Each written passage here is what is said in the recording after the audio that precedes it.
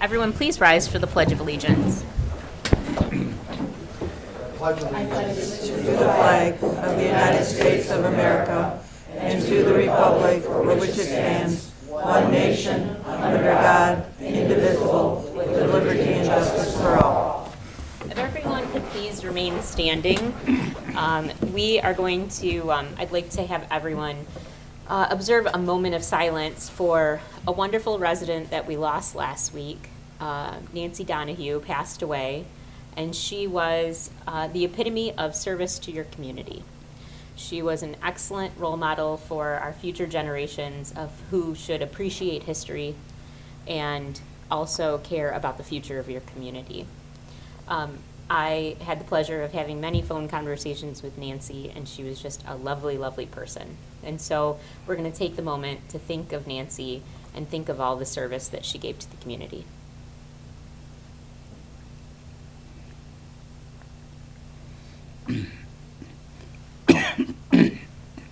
Thank you.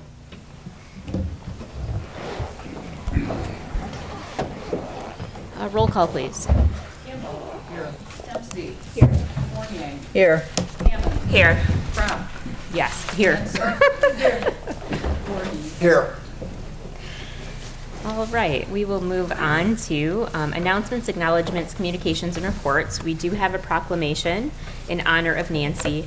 Nancy, I know her family is at her viewing this evening, and so they're not able to be here to receive the proclamation. We will deliver that tomorrow to them. So, but I'm going to go ahead and still take time to read that. Whereas the City of Mount Clemens pays tribute to many individuals, organizations, and activities throughout the year who give of themselves for the human and public good. And whereas Nancy Donahue was born on December 18th, 1932 to Jack and Dolores Largent in East Detroit. She married John Donahue on August 12, 1950, and they had 3 daughters, Sherry, Cindy, and Georgie. And whereas Nancy Donahue was active in the Mount Clemens Civic Center where her 3 daughters took baton lessons, she also escorted the Mount Clemens majorettes in many parades. And whereas Nancy Donahue worked 28 years as an administrative assistant at the Macomb Family YMCA, where she created a volunteer work program to help low-income residents obtain memberships. And whereas Nancy Donahue was a member of the community for over 68 years, creating a positive and lasting legacy to all members of our community to appreciate and be extremely proud of. And whereas Nancy Donahue had a solid history as a community leader in Mount Clemens and provided decades of public service to the city's Beautification Commission, Historic Commission, Affirmative Action Committee, Daughters of Macomb, and Traffic Safety Committee. And whereas Nancy Donahue was presented with the annual Local Treasure Award February 19th, 2019, for exemplary positive contributions to the City of Mount Clemens. And whereas she will be dearly missed by all who knew her, especially her devoted family, who will miss her infectious smile and laugh. Now, therefore, I, Laura Kropp, Mayor of the City of Mount Clemens, on behalf of the City Commission and all our citizens, present this proclamation posthumously to Nancy Donahue's family and extend our heartfelt sorrow for their loss. Thank you.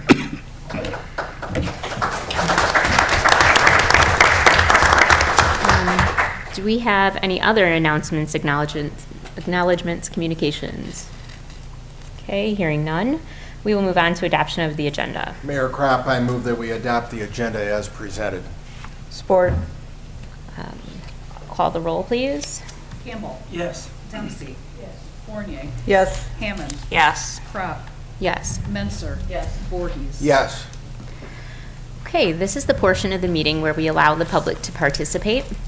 All that we ask is that you address the commission, you give us your first and last name and your residential address, and you abide by our 3-minute rule. We will first see those in person, and then we'll go to the people who are on Zoom. So if you would like to speak, we ask that you come up to the microphone.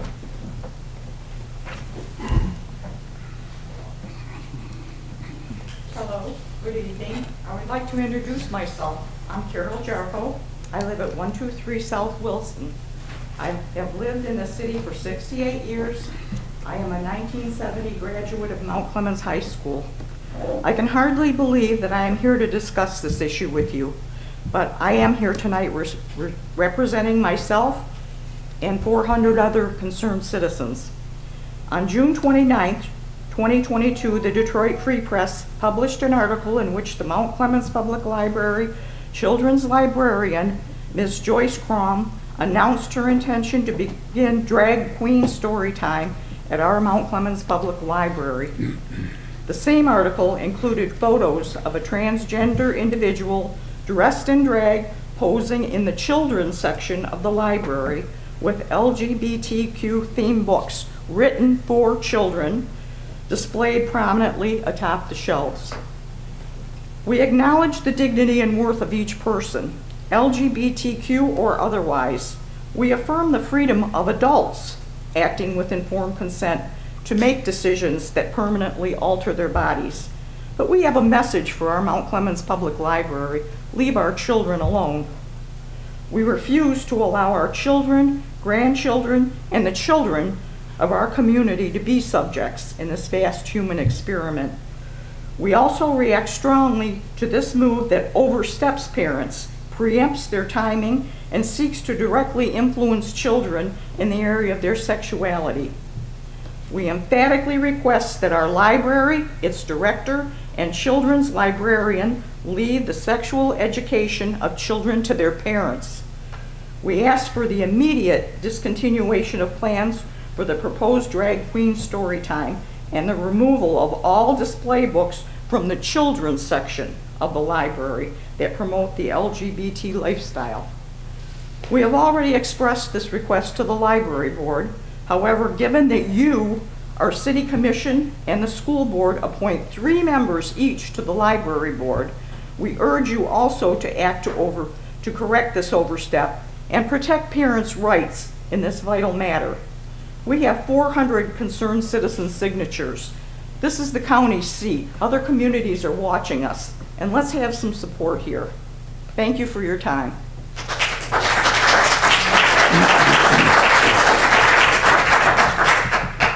Good evening. My name is Gwen Duckworth.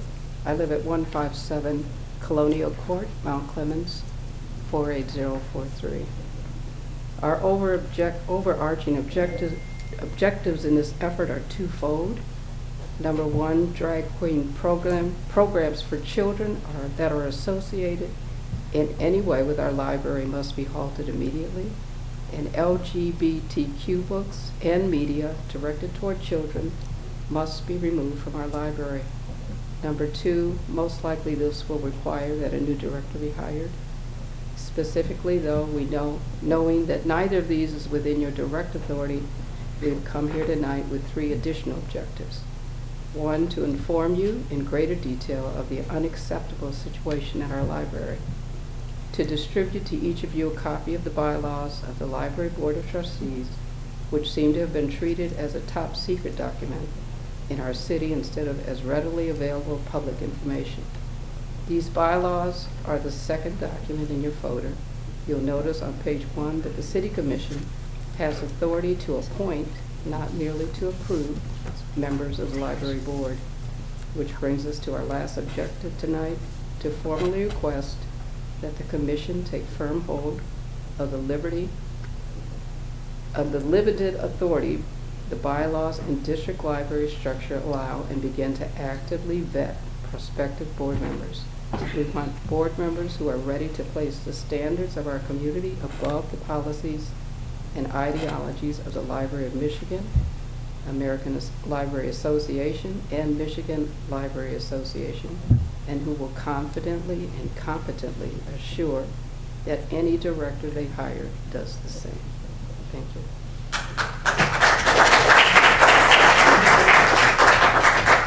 We don't have any folders. No, we're gonna, they're over, Okay. gonna be distributed. Okay. We don't want you to be distracted. I'm Matthew Fortier. I'm at 165 Floral Avenue, Mount Clemens, 48043. And we read this Detroit Free Press article about Mount Clemens Library-sponsored drag queen storytime events and LGBTQ themed books and media for children. And we thought, what? What is going on at our library? we found out, and we'd like to share some things here, we found that the district library structured to be designed specifically to largely free of city control, except that you, the commission, have the authority to appoint 3 members of the 7 board member of the library board, and school board appoints 3 more. We have found a library board who either who agrees with the policies and ideologies coming down from the ALA, the MLA, and the Library of Michigan, or sees them as inevitable, or is too timid to take the reins of authority to keep the library director under its control. We have found that a library board president does not bother to respond to citizen requests for information related to the business of the board, and who is well known among library staff as, quote unquote, never responding to emails. We have heard that it is difficult to fill the places of the library board, but yet we also have spoken with a resident of the city who said she personally knows 4 people who have filled out the application for the library board, but have never even received a response. So we ask you commissioners to start having the city clerk send you all library board applications directly so you can carefully select and appoint the best candidates from among them. Okay, we also found that the only direct influence the community has under a director who is hostile to our standards of decency is rejecting the library operating millage that only comes up renewal every 10, or 15, 20 years. This is way, way, way too long. With the pace of things that are going in a culture right now today, we just can't have that type of injustice. This is an injustice, and we're footing the bill of at least 35% of the operating budget comes from us, the taxpayers. And so it's a strong injustice, and an injustice to us as citizens. All these factors have culminated into a library director who talked a good game to get the job, and then who has since operated with absolute power, ushering in extreme LGBTQ programming for children, overseeing the purchase of an LGBTQ book collection for the children's section, ransacking the collection of classic literature that was the strength of our 150-year-old library, and causing no fewer than 5 employees with combined total of approximately 103 years of employment at our public library, our Mount Clemens Library, and to leave, citing chaotic mismanagement. This has got to stop. We need to bring our library under the control of representative democracy. But right now, our most urgent issue is that we demand immediate end to drag queen events of any type associated with our library, a removal of all LGBTQ themed books and media for children and minors under the age of 18 years old. Thank you. Thank you.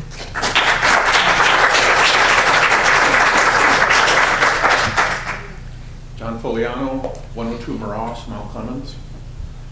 I'm describing ALA and describe this book we're going to be talking about. American Library Association is firmly in the hands of people promoting a radically pro-LGBTQ obscene and even pornographic agenda. On August 24th, 2022, just over a month ago, the Washington Post published an article, and its title was, "A Michigan Library Refuses to Remove an LGBTQ Book." The town defunded the library. That's Jamestown, Michigan. It's a very interesting article. You will get a copy of it in the packet.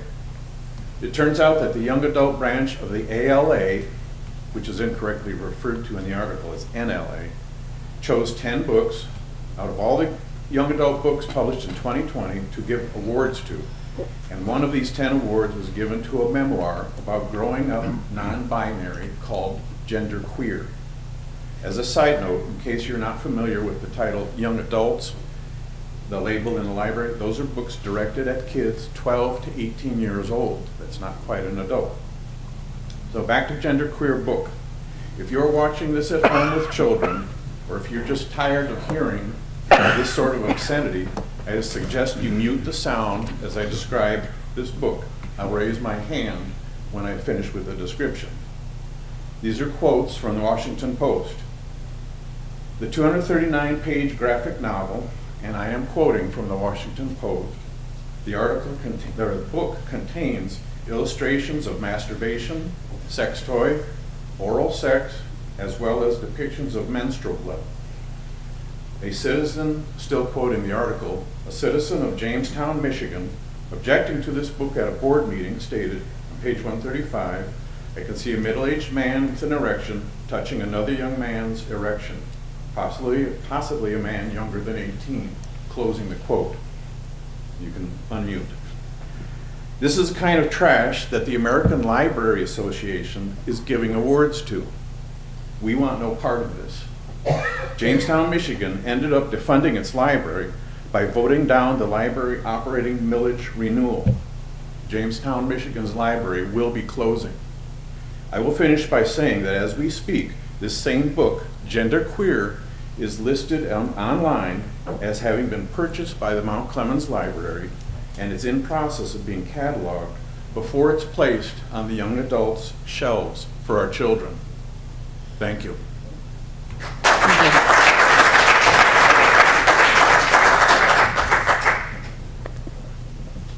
I'm Jean, 48165 Floral. Let's talk about the Library of Michigan.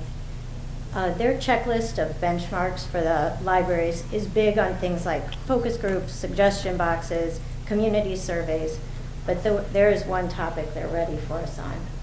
This is an information sheet written by the Library of Michigan to its library directors and board members to coach them about book and material challenges such as we have been discussing. Let me dive right in. They define censorship. I'll select the applicable parts. When materials are removed from a library due to the subject matter. Materials can also be considered censored when access to them is restricted with the intent to make the materials difficult to access. God forbid that genderqueer should be difficult for any of our children to access. The information sheet continues educating us that there are 5 types of speech that are not protected by the First Amendment, and one of these is obscenity. Lest you think that what was just read sounded obscene, this information sheet goes on to explain to you that obscenity is not a label that is based on an individual or group opinion informed by personal beliefs. There is a legal definition established by the Supreme Court in Miller v. California in 1973 that says, in part, speech that is obscene and thus lacking First Amendment protection must be without serious literary value. Now, if that seemed to you that that did not have serious literary value, you must be uninformed because the American Library Association has deemed it worthy of one of its 10 Young Adult Awards in 2020. Therefore, by definition, it cannot be considered obscene. This is fine literature. Do you see what they're doing? This information sheet goes on to tell us some things we may not have known, such as that pornography is not the same as obscenity. Perhaps that's the reason for the graphic novel format. And that pornography that is not obscene is protected by the First Amendment. Can you believe this? The Library of Michigan is coaching directors and boards in how they can split hairs to legally justify putting material in front of children that most people would consider both obscene and pornographic. But we're not done yet. The information sheet goes on to assure libraries that Michigan's law explicitly exempts library staff from prosecution for exposing children to materials that contain sexual themes. And as the final masterstroke, my favorite, the sheet reminds us on page 3 that only parents have the responsibility and the right to dictate what their children can or cannot read, view, or check out. And that a public library is not a child care facility. The library expects parents to monitor their children. This is beyond the pale. If they're going to get so complicated on us, the one thing that we have perfectly clear is that we have no legal duty to pass a library operating millage in this city. We don't have time for this. We can't be looking over the shoulder of a director who is trying to feed material trash like this into the hearts and minds of our children. This is going to get way too tiresome. We need to see immediate and effective change or we will be forced. Thank you. There.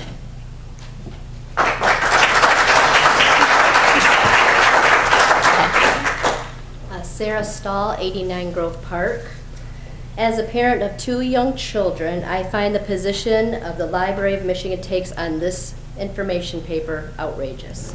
So let me get this straight. To be a good parent, I need to leave the kids in the car, go into the library first by myself and make sure there's no drag queen event going on before I take the kids in. Oh wait, can't leave my kids in the car even for a minute. That's illegal. Second, to be a good parent, I cannot allow my kids to walk across the shelves and take books that they might stumble upon that pre-exempt and contradict the sexual education that my husband and I have given them according to our timing. And, to be a good parent, I need to pre-read everything that they check out to make sure that I did not miss any pornographic pictures on page 135 or 239 or LGBTQ agenda that was not obviously on the dust jacket. And when my children choose prominently displayed covers that are in rainbows and attracting their attention, I need to come up with a real quick reason why we can't check that one out today, honey, sorry. And to counter this agenda pushed on us by an unelected board of so-called experts who want to put this stuff in the hands of my kids and my kids' hands and minds. In the Free Press article, Our Children's Librarian by Joyce Crum says she wants to keep drag queen story time to help transitioning kids to know that they're not alone. This is not Joyce's job, okay? It's my job. She's not supposed to be parenting my kids. And am I supposed to be paying for this library, this $9 million library that we now can't use? This library will not get another vote for us on any millage if we don't see direct results and changes and more than just smooth-talking director that tells us lies that he has not fulfilled as far as the weeding of the books and the programming. It's unacceptable. Thank you.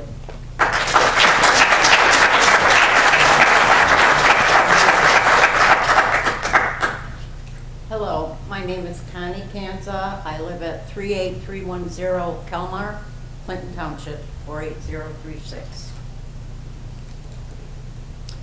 Though it seems impossible, this censorship issue gets even worse. Ongoing and extensive weeding of the circulating collection is encouraged by the Library of Michigan through a set of benchmarks it publishes called CUSAC.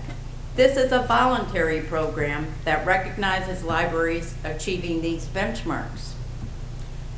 We can see the case for weeding some materials that have not been checked out in a decade or that contain obsolete information or are beyond repair. It may seem odd to you, however, that those benchmarks tell librarians to eliminate between 1 out of every 33 books to 1 out of every 20 books it owns every year. This is even more odd to many of us who have seen that a great deal of what is published currently is dribble. But the weeding manual reassures us, while this doesn't mean that no book that exists in the collection in the year 2000 will still be there in 2020, even classic literature and potentially useful materials will generally become worn after 20 years use and need to be replaced with a fresh copy. In reality, this weeding is how library directors are allowed to carry out their own quiet, agenda-based censorship. Suppose that not all classical literature ends up being replaced, and much of what is replaced is no longer the original, but has a modern additional author, sometimes even replacing the original author. It has been cleaned up according to the reigning standard. Under Mr. Bowman, our library is on the cutting edge of this quiet censorship. For example, Mount Clemens Library no longer owns a copy of what has been termed the greatest American novel, Mark Twain's Huckleberry Finn, but we do have our very own copy of The Jim Dilemma, Reading Race in Huckleberry Finn. Another example, alone among the libraries in the Suburban Library Cooperative, Mount Clemens has seen fit to move Laura Ingalls Wilder's Little House on the Prairie series to reference materials. If this seems nonsensical to you, perhaps you have not heard of the fire these books have come under because of Ma Ingalls' negative opinion of Native Americans. Remember, the Library of Michigan's definition of censorship includes trying to make material difficult to access. The irony is overpowering. For a director, this is just called weeding. But just see what outraged, indignant accusations of censorship arise when we request that genderqueer and books like it be weeded from our collection. This is hypocrisy.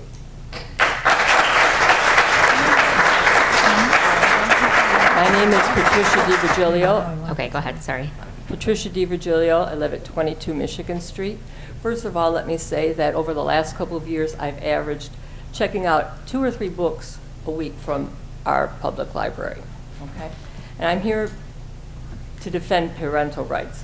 The prospect of future drag queen or rainbow story programs crosses limits of the library jurisdiction and into an area of parental authority. Our society has limits and rules. Michigan statutory rape laws protect minors from illegal sexual activity. We have a driver's license to give us authority to drive. We have ID to vote, buy cigarettes, alcohol, marijuana, sexual magazines, books, and articles. Traditionally, stores have kept adult-only items out of minors' access, if some of you can remember. Theaters have rating systems for boundaries. Teachers and schools need parental permission to participate in activities. Our library is obligated to keep violent and sexual material in the 18 and older section. The Mount Clemens Library needs to cancel plans for all inappropriate programming for minors and leave these subjects to parental discretion to introduce. Thank you.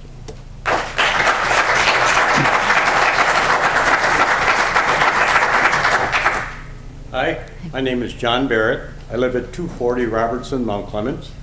I've been a resident here since 1949.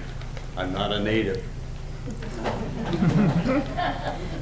I'd like to summarize this presentation by saying if we are to continue to vote to fund our library, its policies must conform to our standards of decency, and they must respect the rights of parents to educate their children according to their beliefs. Specifically, we insist that the library stop all plans of activity of drag queen events for children and remove the LGBTQ themed books and media written for children from our library. From the past 2 years of library operations, this change in policy will likely require that a new director be hired. We formally request you as the mayor and commissioners to bring to our library back under the control of valid authority of representative democracy by having the city clerk send all library board applications directly to the city commission, and by actively vetting these prospective library board members regarding their readiness to place the standards of our community above the policies and ideologies of the Library of Michigan, the Michigan Library Association, and the American Library Association. We formally submit this request that these library board members will contemplatively and confidently ensure that any director they hire will follow our community standards. We respectfully submit this formal request to you, Mayor and Commissioners, to avoid what happened in Jamestown, Michigan, and prevent the closing of our library. We welcome your written response individually or as a formal body with consenting signatures for the response. Anyone else would like to speak on this subject, we would let them do it right now. Thank you very much. A presentation will be formally given to each one of you in a packet. Thank you. Yes, that's fine. You can yeah. Well, I'm not part of the official presentation. Can you hear me? We can hear you. Yes, we need your name in here. Most of you know me. Marsha Wells, 71 Ludwig. Thank you. And it appears, I agree with everything that's been said so far. And it definitely is apparent that the culture wars have arrived in our town. The culture war for the soul of this town has escalated, which I see as a disturbing trend. There seems to be a political agenda driving it as well. And it is so insidious because that agenda wears a pretty smile and calls itself family friendly in the name of inclusiveness. I'm here to tell you that there is nothing family friendly about drag queen story hours. On the contrary, that agenda seeks to desensitize and normalize and celebrate perversions. Moreover, and worse yet, is the consequence of sexualizing our children at a very young age. Not to mention setting them up to be groomed and sexually abused by a pedophile. Whether you want to admit it or not, there is an epidemic of child sex abuse going on in our country right now.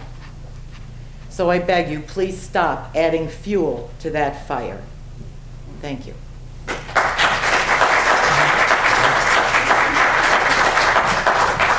Thank you very much. Eric Rick, 1689 Hampton. I'd just like to say I do not support, and I hope no one else will support, defunding the library.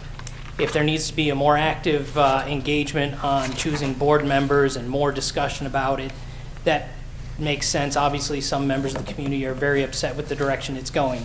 But the idea of threatening to defund the library and the long-term consequences that would happen when you defund an organization,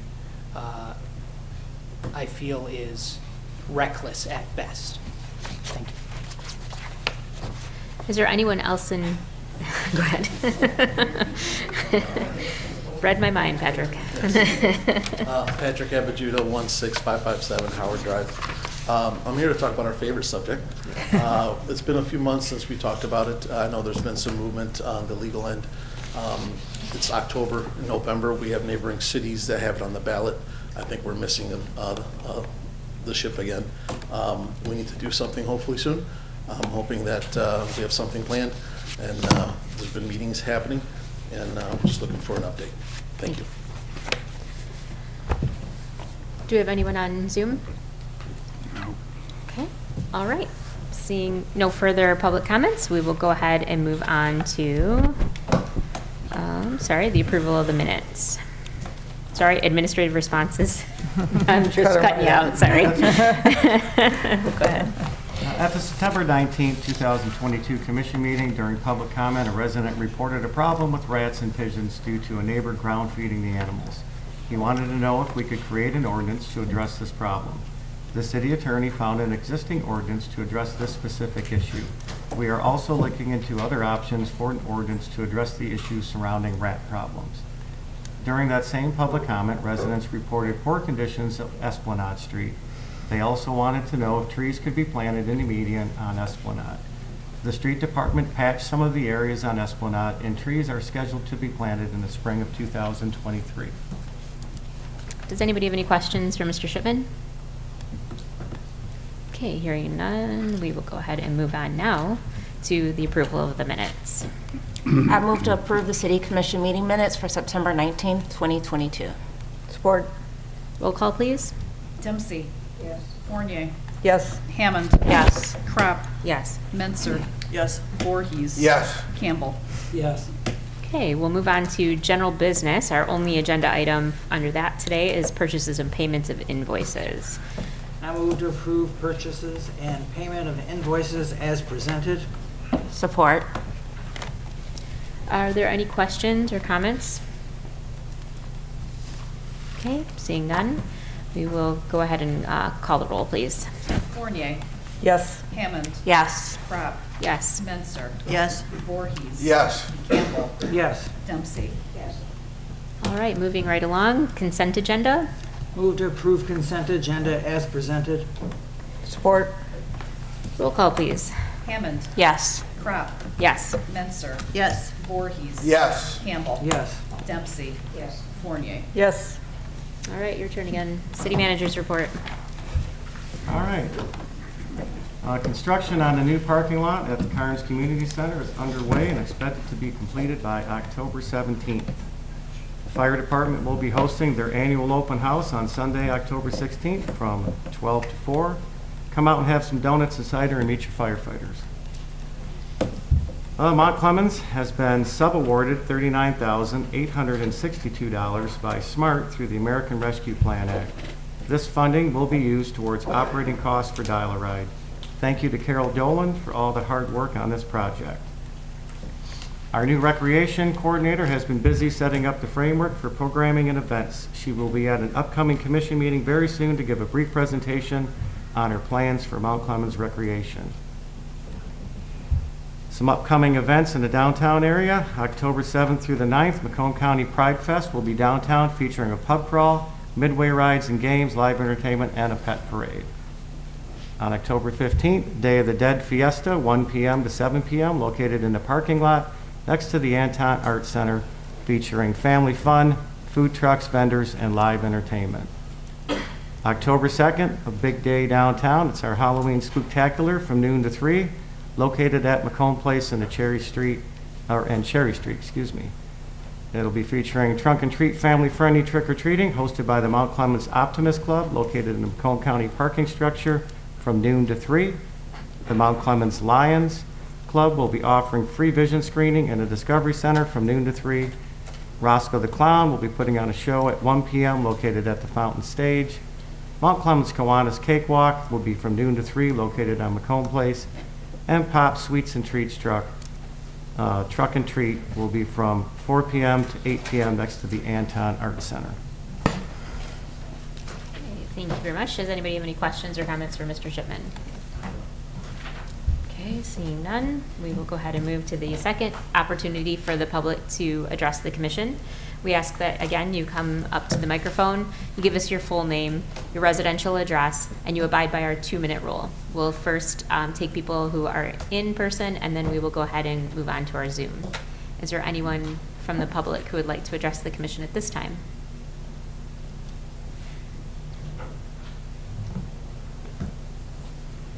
Good evening. My name is Rayanne Cayley, 106 Bellevue. Not sure if we've already berated this point enough, but I'm still thinking about our topic, and I have a hard time saying LBJQ, however you want to say it. But I would like to point out we really don't want to encourage that lifestyle for another reason. I'm a former teacher, actually, of Mount Clemens students, first grade mostly, and I can tell you they do pay attention, and they believe just about everything they're told. And the lifestyle, as most of you are aware, probably, I'll just point it out, is considered one of the worst as far as suicide rates, drunkenness, alcoholism, drug use. It's a poor lifestyle, basically. So that was another reason that we should consider not just maybe personal feelings, religious beliefs, but it's not a lifestyle we don't want to encourage when it is kind of a negative lifestyle. So I'd just like to point that out. If you don't have personal feelings about it, you might want to consider that. Thank you.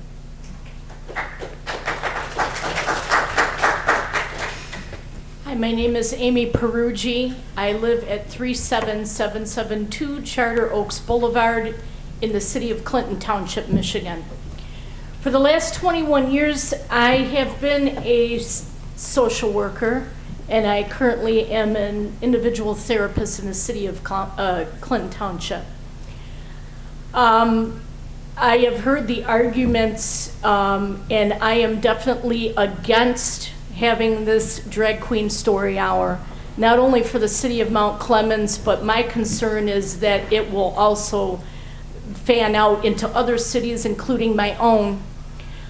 I have seen for the last 21 years many cases where there have been serious evidence of sexual abuse for kids, the effects of that, and as our prior speaker was saying, that kids are watching, they do watch.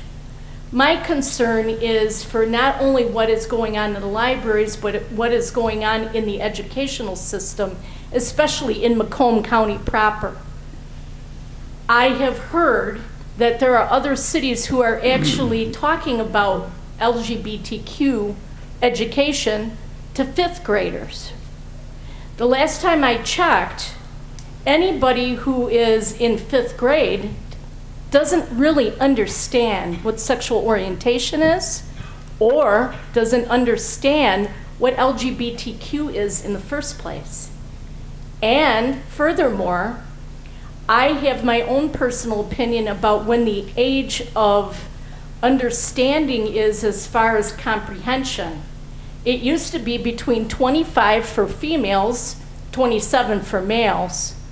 Now I educate it up to 30. Why?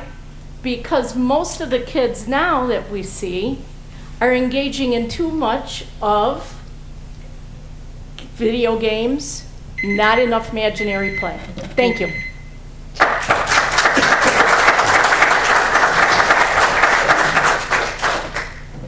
Is there anyone else who would like to address the commission at this time? Okay, seeing or hearing none. We'll check Zoom. No, okay. We will go ahead and move on to commissioner comments. Commissioner Campbell.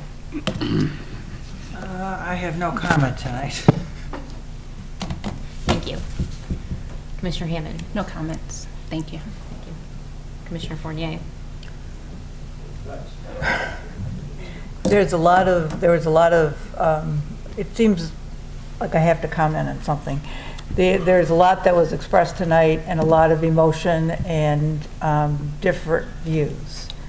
The question is, I think, when you bring this to this commission, is what we have to separate our own emotional things or responses to what this commission can do as a body. And I'm not sure, I intend to find out very soon, but I have checked into this before, just exactly what we can do. And there's not, as a commission, even if we do not have the authority over the library, we just don't. And so we will look, we will talk about this. We will look into this, and we won't ignore what you've said. But we've just got to, we did not know this was going to happen tonight. We have to sort through our own responses and feelings about it as well as what our responsibilities are as a commissioner. So we will. And I'm not trying to ignore it or push it under the rug. We just have to, there's just two ways to go on this. We have to, one, act as a commission, and two, then there's our own individual feelings. That's it. Thank you. Commissioner Dempsey. Thank you for the information here, and I will read it. Thank you very much for coming tonight. That's it. Thank you. Commissioner Voorhees. Yes, thank you, Mayor Cronk. I, too, would like to extend my sympathies to the family of Nancy Donahue. She and I have served on the Clinton Grove Cemetery Board for many years, and she gave so much to our city and certainly made it a better place to live. The election is coming up. I received my absentee ballot in the mail on Saturday and turned it in today. Please take the time when voting, because we have our future at stake. And with that, once a Clemite, always a Clemite. Thank you. Commissioner Menzer. Well, the first thing I'd like to say is, since we have such a nice crowd here, I'd like to see you all at the Mount Clemens homecoming game this Friday. The game starts at 7 o'clock. The parade starts, I think, at 5:30 with tailgating with a live DJ, food trucks, and desserts from 5:30 to 7. Let's go out and support our kids. So come on to the game, bring signs, bring flyers, bring streamers, and let's show our kids some support. A couple of things, as some of you were speaking. I went into the Mount Clemens Public Library card catalog, and there is a Huckleberry Finn on the shelf, and it's available for hold right now. It says right here, 1 result found for Huckleberry Finn, and it's on the shelf right now in 1 or more locations. Excuse me, but we don't accept people. We give 2 opportunities to speak, and we expect you to be quiet, as we were when everyone spoke to us. The other thing I'd like to point out is the #1 suicide in America is not LGBTQ people. It is the American veteran. It is the American veteran, 22 a day. So let's keep that in mind. I'm a reader. I don't do television well. I don't have cable. I like to read. I go to the Mount Clemens Public Library. I also go to the Clinton Township Public Library. I check out books. I check out magazines. I sometimes read papers that I don't get at home and that I won't read online. I think a library is an important tool for residents and for children. There are books of knowledge, there are books of wonder, there are books about sharks, there are books about building things, there are books about creating crafts, there are books about cooking. A library is a place for knowledge. A library is a place for wonder. If you have something you want to know, if you want to look up a word, if you want advice on, what's the best method to make a sweet potato pie. These kind of things are available in your library. And I get that you're upset about a certain class of books. But this is a conversation that needs to be had with Mr. Bowman, who is in charge of the library at this time. I don't see us changing that. Things are changing at the library rapidly. The building is being renovated. There will be new areas for the children. There will be new books and new facilities. There will be maker spaces. There will be computer labs. There will be spaces for everyone in whatever kind of interest you have. So to talk about defunding a library diminishes our community. It diminishes our community. If you are upset about a certain type of book, and I get that you mostly are, then let's handle this in a way that doesn't affect the rest of the library and the rest of the community. Because to some of us, this library is important. This library brings us knowledge and wonder and information. So let's keep that in mind as we're angry over this issue, okay? I looked also why some of you were speaking, and I looked to see if there was any other drag queen story hour events at our library, at the Mount Clemens Public Library, since June. I can't find any. So we're it's a little, concerning that if this happened once, that we have this kind of outcry. And again, I haven't looked at your package. We were just handed this. I will go through every page that you've provided. But I need you to keep in mind that the library also does a lot of good. I happen to be on the board for the Friends of the Mount Clemens Public Library. Our mission is to raise money to buy materials and books and furniture for the library. We're going to be hosting an open house when the library hopefully opens in November. It's been pushed back quite a bit because of material episodes and problems with electricity and transformers and things like that. Look up October 8th. But there will be wonderful things going on in the library. And I hope that you guys, that you can come back and enjoy some of the events that we're having. Thank you. Thank you. Thank you, Commissioner Menser. I appreciate everybody coming out tonight, and I intend to read over all of the material that was given, and also to probably watch the video again, because getting all of your comments and processing all of that at once is a lot.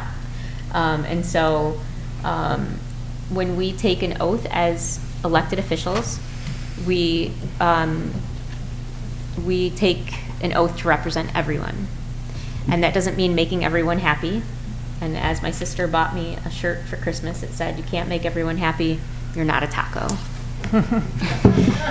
But that doesn't mean that my own personal views dictate exactly how we legislate, right? So I understand that, and I understand that's the responsibility of being an elected official, and I know that everybody who is sitting at this board also. As Commissioner Fournier has mentioned, we have limited control over what the library does by nature. It is not within our scope, but I do understand our role and our responsibility. So I'd also just like to mention that I have coffee talks coming up on October 11th at 9:30 a.m. at John's Family Grill, and October 13th at 6:30 p.m. at Black Cat Coffee.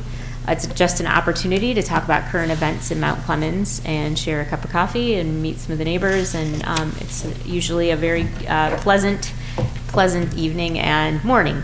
If you're interested, please join us. And with that, I will entertain a motion to go into closed session to discuss pending litigation. Mayor Kropp, I move that we move into a closed session for conversation with the attorney. To discuss pending litigation. To discuss pending litigation. Support. Do we have any questions? Okay, roll call, please. Kropp. Yes. Menster. Yes. Voorhees. Yes. Campbell. Yes. Dempsey. Yes. Fournier. Yes. Hammond. Yes. Taking a break. We will take a 5-minute recess before we go into closed session. I move to, go ahead. Motion to adjourn closed session. Support.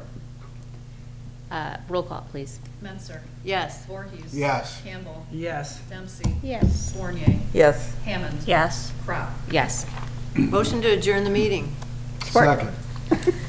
All those in favor? Aye. Any opposed? Good night, everybody. Thank you. What a short meeting.